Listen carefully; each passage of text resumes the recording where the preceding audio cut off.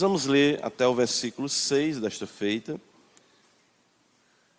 e assim nos deteremos no último versículo, ou seja, versículo número 6.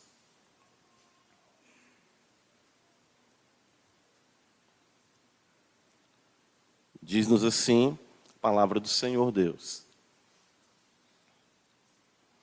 Bem-aventurados os irrepreensíveis no seu caminho, que andam na lei do Senhor. Bem-aventurados os que guardam as suas prescrições e o buscam de todo o coração. Não praticam iniquidade e andam nos seus caminhos. Tu ordenaste os teus mandamentos para que os cumpramos à risca. Tomara sejam firmes os meus passos, para que eu observe os teus preceitos. Então, não terei de que me envergonhar quando considerar em todos os teus mandamentos. Amém. Pai Celestial, em Cristo Jesus, nós cremos no Senhor, teu Santo Filho, no poder do Espírito, e como tua igreja, como pedras vivas, estamos aqui como edifício do Senhor. Não há bênção maior do que a habitação do Senhor no Espírito em nossas vidas. Queremos que o Senhor faça a tua vontade sublime, que é sempre boa, agradável e perfeita. Sem ti nada podemos fazer. Não podemos entender as Escrituras sem a mente do Espírito Santo, que nos comunica a mente de Cristo Jesus, mediante a Sagrada Escritura. Cremos assim no teu poder e por isso te pedimos. Ajuda-nos essa manhã, abençoa a tua igreja, alcança os corações daqueles que ainda não conhecem o Senhor. E dá-nos, Senhor, da tua graça, do teu poder, em nome de Jesus. Amém. Meus irmãos, na semana passada, nós vimos que a relação autêntica com as Sagradas Escrituras nos leva à devoção, certo? A uma vida de oração. Nós vimos isso no versículo 5, quando o salmista passa a orar ante o fato da singularidade, da grandiosidade das Sagradas Escrituras. Tomara sejam firmes os meus passos, diz o salmista. Cada vez mais nós somos consternados, né? Nós somos sensibilizados, afetados pelas verdades divinas. Isso é algo que é inevitável e deve ser como resultado dessa relação autêntica com as Escrituras. Nossas entranhas devem se mover e se comover cada vez mais. Uma fé não meramente intelectual, ou ideias, ou abstrações teológicas. Pelo contrário, mas uma relação de devoção que realmente afete as nossas vidas. Então, quando nós somos tocados por essas verdades, e isso afeta o nosso coração, nós passamos a buscar, primeiramente, o reino de Deus, né? Compreendendo que a suma e o nosso dever como crentes é temer a Deus e guardar os seus mandamentos. O versículo 5 diz isso para nós. Procurei resumir quando ele destaca: tomara sejam firmes os meus passos, para que eu observe os teus preceitos. Essa proximidade e essa sensibilidade, ela aprofunda a nossa compreensão e ela aperfeiçoa a nossa visão. Então, o que vai acontecer com o passar do tempo na sua caminhada cristã, e isso deve ser com todo crente, é que as mesmas verdades serão compreendidas com mais precisão. E elas serão, assim, vistas de formas mais profundas. Quanto mais nós somos tocados pela palavra, e nós oramos o Senhor, essa vida, essa devoção tão simples e básica, ela faz com que as verdades que nós já ouvimos tantas vezes, elas se apropriem do nosso coração. É por isso que você, como crente, vai ter, às vezes a gente chama assim, né, falando de uma linguagem comum, estalos na sua caminhada cristã. Você vai, meu Deus, olha, as verdades vão se apropriando de você. Isso prova que você não está se relacionando com uma ideia, uma filosofia de um líder, um guru religioso qualquer, mas sim do autor da Escritura, falando ao seu coração, iluminando os olhos do seu coração, para que você enxergue melhor as verdades divinas. Então, os olhos do coração, Paulo vai dizer isso em Efésios 1, veja comigo, eles precisam ser iluminados. Então, ele ora por isso a Deus pelos Efésios. Então, ele diz que quando percebe a fé, tudo o que acontece ali na vida da igreja de Éfeso, então ele ora a Deus, veja, ele diz no versículo 17 que ele pede a Deus que vos conceda espírito de sabedoria e de revelação no pleno conhecimento dele. Sabedoria e revelação. Uma palavra que às vezes a gente tem receio, não é? Por conta do mau uso, do estigma que traz de contextos pentecostais, mas a palavra revelação está aqui. E isso significa não algo acrescentado à Escritura, mas uma percepção maior das Escrituras, uma compreensão maior das Escrituras. A iluminação, aí nós temos mais tranquilidade com a palavra, mas Paulo usa também a palavra revelação. Ele fala isso, espírito de sabedoria e de revelação no pleno conhecimento dele, ou seja, naquilo que já foi revelado. Veja o versículo 18. Iluminados os olhos do vosso coração. Então, Paulo destaca aqui, claro, a visão espiritual. Coração com olhos, né? Claro que aqui ele está querendo dizer uma visão que não consiste apenas naquilo que os nossos olhos alcançam, os nossos olhos físicos, mas sim a percepção da grandeza da palavra. Porque você pode ler o texto bíblico, seus olhos, a sua visão pode, de forma muito perfeita, captar o sentido gramatical, a estrutura do texto, mas você não consegue enxergar além, você não consegue ver além, e isso só vem mediante uma vida de oração, de comunhão com Deus. Interessante isso. Nós precisamos, então, nos achegar mais a Deus, orar as Escrituras. Isso é uma prática que os puritanos tinham, orar as Escrituras, ler a Bíblia contra si mesmo e orar o texto qual você está lendo. Então o salmista vai afirmar de forma conclusiva no versículo 6, veja, do Salmo 119, ele diz, então, como resultado disso, ele vai dizer, não terei de que me envergonhar quando considerar em todos os teus mandamentos.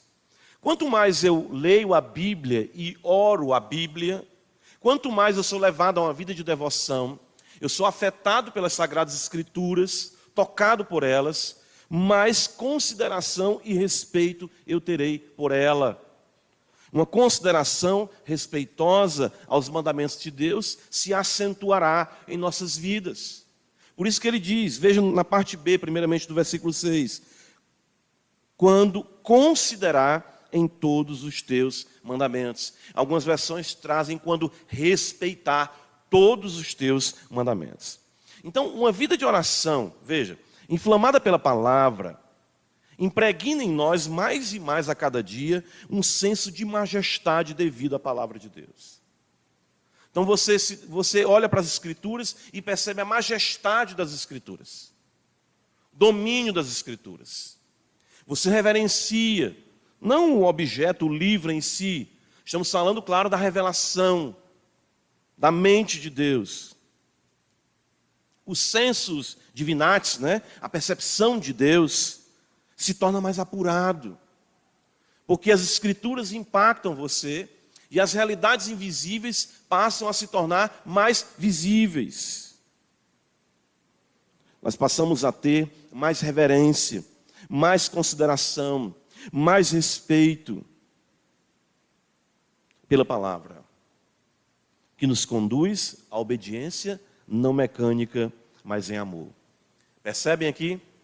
O resultado da obediência que muitos podem ter de forma mecânica, porque leem um texto bíblico. Vamos lá, por exemplo, sexto mandamento, não matarás. Um pouco mais distante, talvez, de nós, não considerando o aborrecimento no coração dos irmãos, que Jesus aprofunda, mas não adulterarás. Não é para adulterar. Ok, a Bíblia diz isso.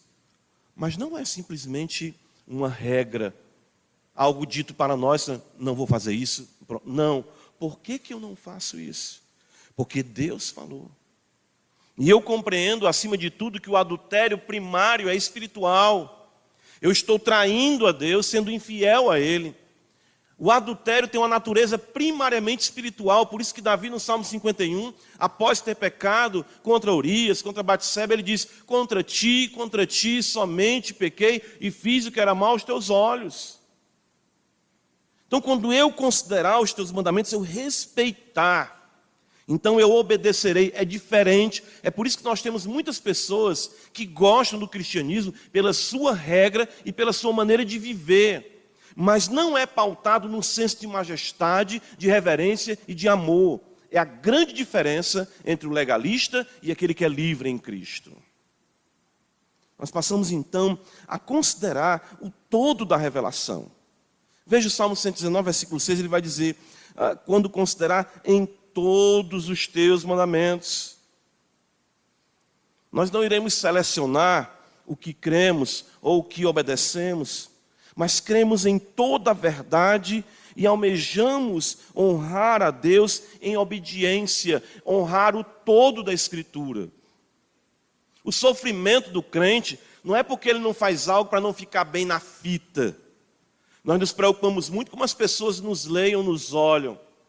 Nós nos preocupamos muito com a nossa reputação. Isso tem até o seu valor também da perspectiva bíblica, quando a minha reputação coloca em xeque a santidade de Deus.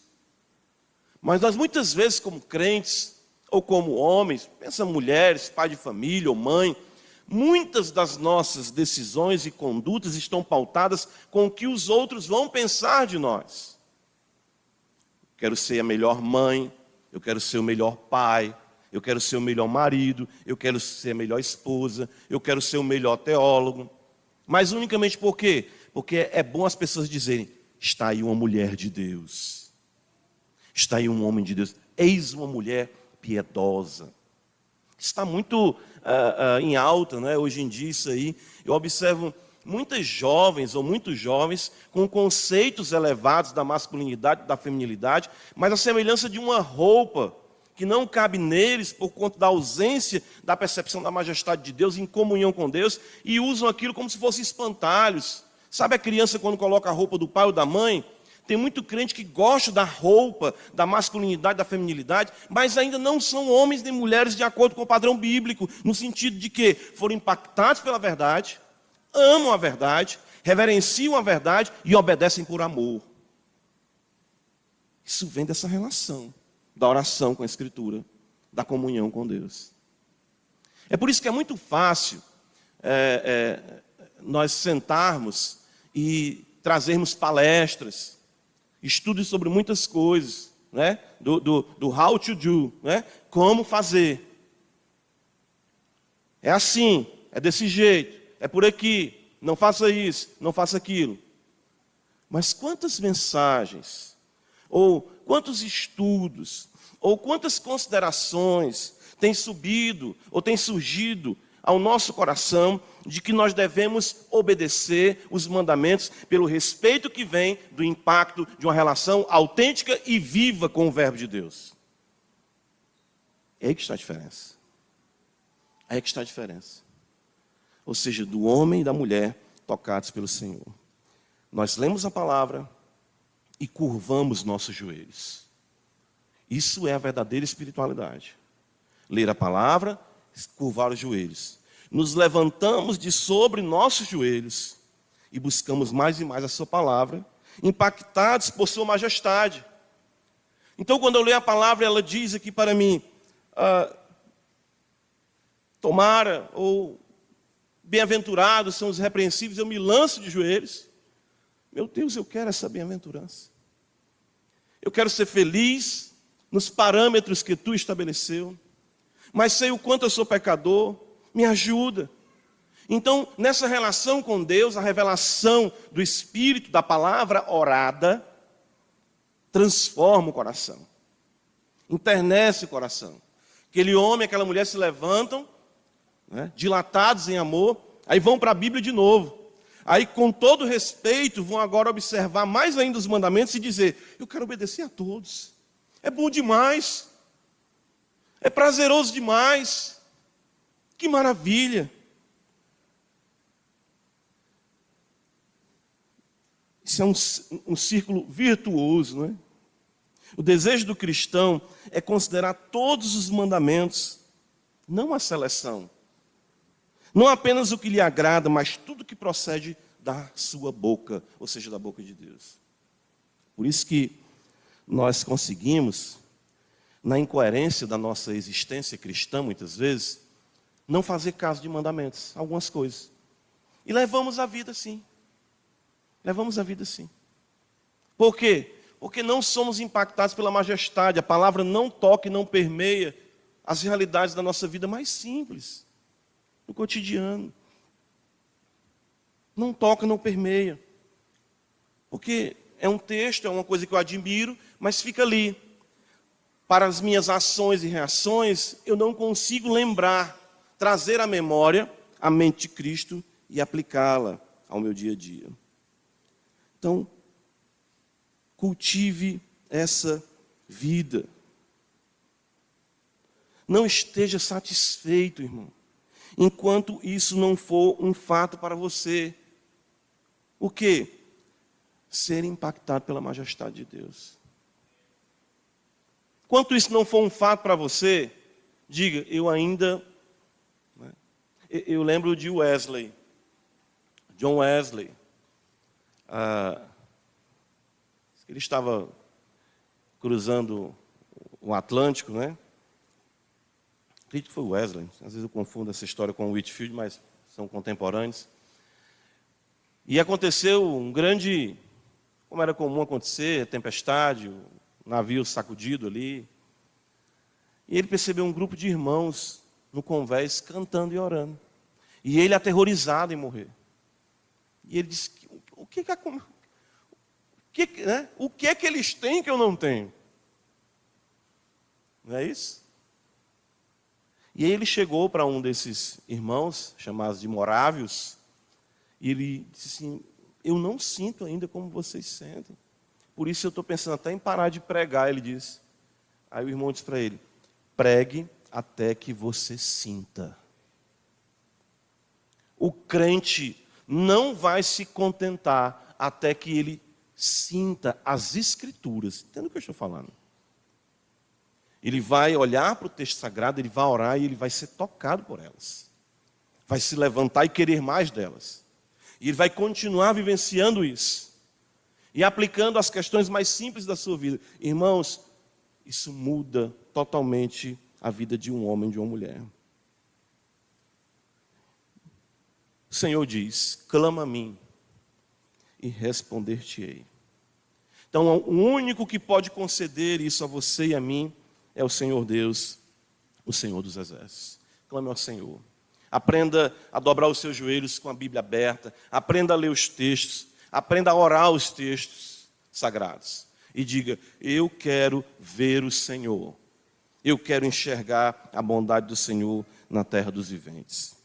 Salmo 119, versículo 6, a parte A do versículo, então, veja.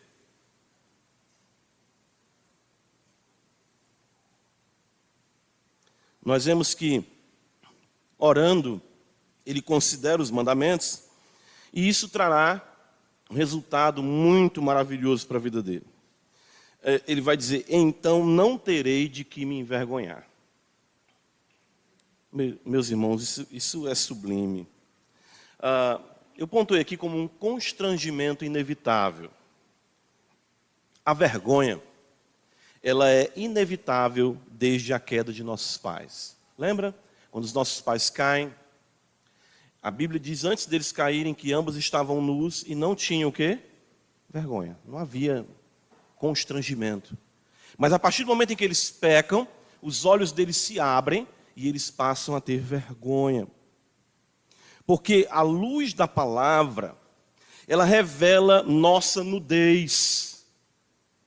O Evangelho revela nossa nudez, nossas imperfeições. Interessante isso. Algum dia a gente tiver a oportunidade de tratar da teologia da roupa, que é muito mal ensinada. As pessoas falam muito teologia da roupa, só na questão daquilo que é sensual ou não. Existe uma teologia por trás disso. Daquilo que muitas vezes nós consideramos, né, que é o nosso cartão de visitas, revela a nossa pecaminosidade. Certo? Revela que nós estamos sujos, que nós somos pecadores. Nós estamos nus. Por essa razão, os homens fogem da luz, pois não querem abandonar os seus pecados. Veja o Evangelho de João, capítulo 3, abra comigo. O Senhor Jesus fala algo muito importante quanto a isso aqui. 3, 19 e 20, ele diz: o julgamento é este, Evangelho de João 3, 19. Que a luz veio ao mundo, e os homens amaram mais as trevas do que a luz, porque as suas obras eram más. Pois todo aquele que pratica o mal aborrece a luz e não se chega para a luz, a fim de não serem arguídas as suas obras. Por que as pessoas não querem enfrentar, considerar em todos os mandamentos? Porque os mandamentos revelam a sua nudez. Lembra do rei lá, eu também confundo, é Festo, é Agripa, que disse: Paulo, estás louco?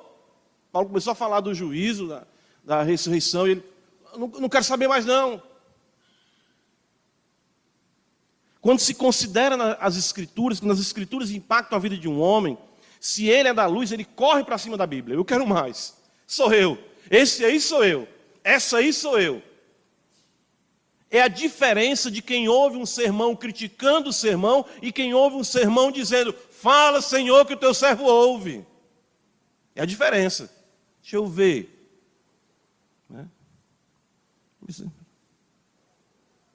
A introdução está até boa. Faltou a transição do ponto 1 para o ponto 2. Essa consideração dele teológica, e eu acho que é um tanto mais freudiana do que teológica. Diferente da pessoa que ela é impactada pela palavra, a sua vida, então, a Bíblia está denunciando. O que a Bíblia está fazendo aqui conosco agora, nessa manhã, é nos deixando nus diante de Deus. Revela quem nós somos. Ao cantar dos cânticos aqui, eu já estava com vergonha. O crente fica constrangido. Por isso que ele coloca ali: então não terei do que me envergonhar. Mas pastor, ele chegou a não se envergonhar. Vamos chegar lá. Mas primeiramente a Escritura revela as manchas, as rugas, as máculas, aquilo que há de feio em nós. Por isso que os homens ouvem a palavra, entra aqui algum incrédulo, ou até mesmo alguém se afirmando cristão, diz: gostei não. Eu lembro do Dr. Lloyd Jones cumprimentava a porta também, e uma senhora, depois dele pregar, certa feita, disse: o senhor prega para nós como se nós fôssemos pecadores. Olha. O Dr. Lloyd Jones: e não são?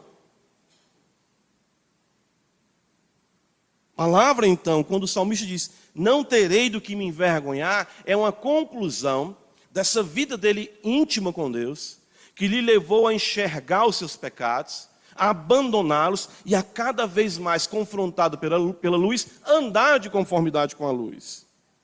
Já os que são regenerados, vejam, não fogem, embora constrangidos, buscam mais e mais estarem próximos da luz.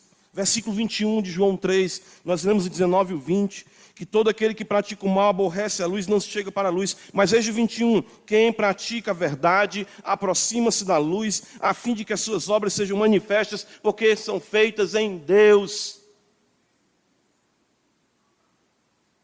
Então ele considera nos mandamentos, deixa eu ver aqui: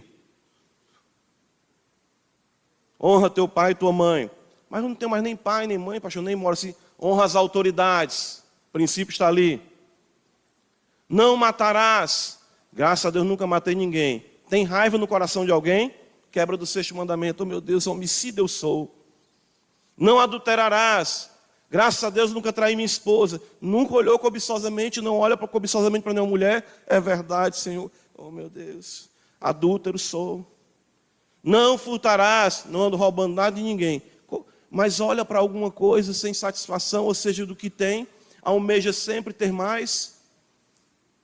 Nono mandamento, não dirás falso testemunho. Não ando denunciando ninguém, nem depondo contra ninguém. Mas fala de alguém sem dar o benefício da dúvida, ou sem antes ouvir o que o outro tem a dizer, daquilo que você está asseverando sobre tal pessoa. Não cobiçarás. Nunca quis nada de ninguém. Nunca quis nada de ninguém. Conversa, isso é a raiz de todos os males, a cobiça no coração do homem. Então a palavra denuncia o indivíduo. E ele vai para cima. O crente, ele diz, sou eu. Eu sou esse aí. Eu sou essa aí. Essa invejosa aí, sou eu. Tem misericórdia de mim, Senhor, porque sou pecador. O maior desejo do cristão, irmãos, é olhar para os mandamentos com uma consciência limpa, pura. O crente não sossegue enquanto ele não consegue isso. Nós até podemos teimar, manter determinados pecados por algum tempo, mas o Espírito Santo, o crente, não deixa em paz. Ele diz, tem alguma coisa errada, você sabe. O Espírito Santo não deixa suas orações serem orações em paz. Sua leitura da Bíblia, seu culto a Deus, porque você é crente. Quem não é crente, a consciência gira sem tocar em nada. O salmista disse que não tinha vergonha mais. Ele não ficava constrangido, embaraçado. Ele não ficava ali. Veja a importância disso para Paulo. 2 Coríntios capítulo 1, versículo 12, Paulo vai dizer assim, porque a nossa glória é esta. Qual é a glória que você quer? Nome, fama, ser reconhecido, ter respaldo. Qual é a glória que nós buscamos? Primeiro, a glória deve ser a glória de Deus, mas Paulo diz assim, se há uma glória que você deve buscar, Paulo diz, a nossa glória é esta, o testemunho da nossa consciência. Por isso que o salmista diz, então não serei envergonhado. Que bênção! 2 Timóteo capítulo 1, Paulo vai dizer, são muitos os textos, um estudo também muito maravilhoso, né? Ser feito é sobre a consciência cristã, entender o que é a consciência cristã. 2 Timóteo 1,3, Paulo diz, dou graças a Deus, a quem desde os meus antepassados sirvo com consciência pura. Hebreus capítulo 13, olha o que está escrito aqui, versículo 18. São várias passagens, selecionei apenas 3. Orai por nós, pois estamos persuadidos de termos boa consciência, desejando em todas as coisas viver condignamente. Essa deve ser a nossa busca, irmãos. Porém, nós sabemos que nós tropeçamos em muitas coisas, e até que tal consciência se consolide na paz pura e santa, claro, isso leva tempo. Tem coisas que têm que ser resolvidas. Tem coisas que têm que ser trabalhadas. Pessoas que devem ser buscadas. Comportamentos que devem ser mudados. Pensamentos que devem ser reformados. O fato é que o cristão não descansará enquanto não obtiver tal paz. O crente verdadeiro não. É por isso que eu me preocupo muito quando vejo uma prática pecaminosa, uma teimosia consistente. Ele é assim, ela é assim. Não muda. Ainda tem gente que diz assim, é o jeito de ser da pessoa. Não. Por muito tempo eu usei essa desculpa com pecados meus. É meu jeito de ser. Não, é pecado. Por o seu jeito de ser é pecaminoso. Observe que o salmista fala em não mais se envergonhar. Assim sendo, vemos que é possível a observância dos mandamentos e, como consequência, uma santa ousadia, ou seja, nós olhamos para a lei da perfeita liberdade, como diz Tiago, e nos alegramos no seu louvor ante corações purificados pela palavra. Não é que eu vou olhar para o mandamento, não adulterarás, e vou dizer assim, nunca adultereis. Não, verdade, Senhor. Mas esse adúltero que quer se levantar aqui dentro de mim, todo dia eu dou uma pisa nele. É assim. Então não terei do que me envergonhar. O mentiroso que se levanta dentro de mim, hoje eu dou na cara dele. Adão hoje apanha. Hoje Adão apanha. Agora você cultiva, coloca ele à sua mesa e permite que tais pecados sejam tranquilos em seu coração.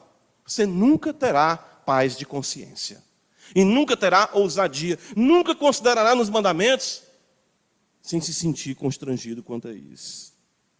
Ou seja, nós olhamos para a lei, né? E diz o autor aos Hebreus, capítulo 10, versículo 22, olha o que ele nos diz. Olhamos para a lei da perfeita liberdade sem constrangimento. E ele vai dizer no versículo 22 de Hebreus 10, aproximemo-nos, primeira pessoa do plural, considerando a igreja, aproximemo-nos com sincero coração, em plena certeza de fé, tendo o coração purificado de mal quê? Consciência. Você fica constrangido ao ler as Escrituras? Ponto positivo para você. Você fica envergonhado ao ler as Escrituras? Ponto positivo. Por um lado, isso é muito positivo, pois prova que a luz está denunciando os seus pecados. Não fuja da luz, pois isso evidenciará que você não nasceu de novo. Quem ouve a palavra e se aborrece com a palavra pregada, evidencia não regeneração. Não gosto disso não. Preciso disso não. Não sou isso não. Spurgeon disse que quando falarem mal de você, não falaram ainda nem metade de fato quem você é. É importante também que aquilo que as Escrituras denunciam a seu respeito seja obedecido, a fim de que você não violente a sua consciência ao ponto de cauterizá-la, o que será muito pior.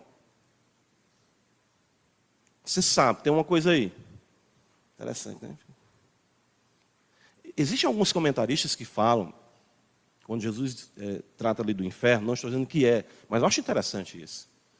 Quando ele fala do inferno, onde o bicho não morre e o fogo não se apaga, alguns vão entender o tormento da consciência, o bicho que não morre, corroendo, denunciando.